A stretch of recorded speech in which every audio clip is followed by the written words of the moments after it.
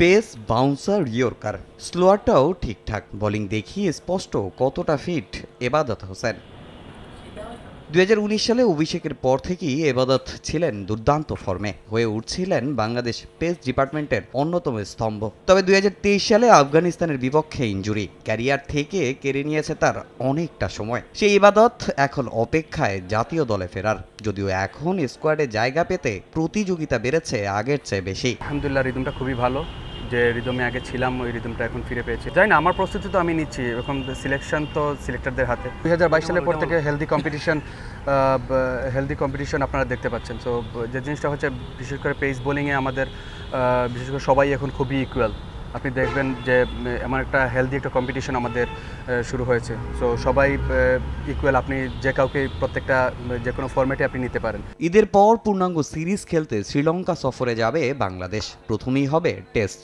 তবে কদিন আগে এই ফরম্যাটে জিম্বাবুয়ে দিয়েছে লজ্জা। টি-20তে আরব আমিরাতের পর পাকিস্তানে হয়েছে ভরাডুবি। টাইগাররা পছন্দের ওয়ানডেতেও নেই আগের অবস্থানে। তবুও যে কোনো চ্যালেঞ্জের জন্য দল প্রস্তুত বলে মনে করেন এবাদত।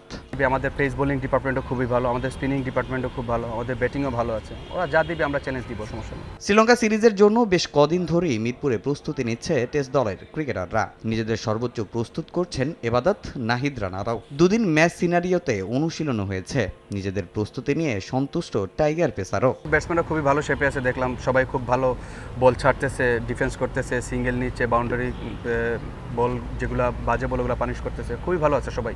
ইভেন তো বোলার যারা, নাহিদ রানা খুব ভালো জুড়ে বল করতেছে, যে এইসব উইকেটে অনেক ব্যাটিং প্যারাডাইজ বলতে হয় এই উইকেটটা, তো এই জায়গায় অনেক জোরে জোরে বল করছে। সো আমরা চাচ্ছি যে সব বোলার যারা আছে আমরা টেস্ট লেন্থে বল করতে, এবং ব্যাটসম্যানরা যাতে খুব কমফোর্টেবলি যাতে না খেলতে পারে। ওভারঅল পুরো টিমের সবাই খুব ভালো আছে। ঈদের আগে এদিন ছিল শেষ অনুশীলন। ছুটি কাটিয়ে আগামী 10 জুন ক্যাম্পে যোগ দেবেন ক্রিকেটাররা। 13 জুন শ্রীলঙ্কার উদ্দেশ্যে দেশ ছাড়বে বাংলাদেশ দল।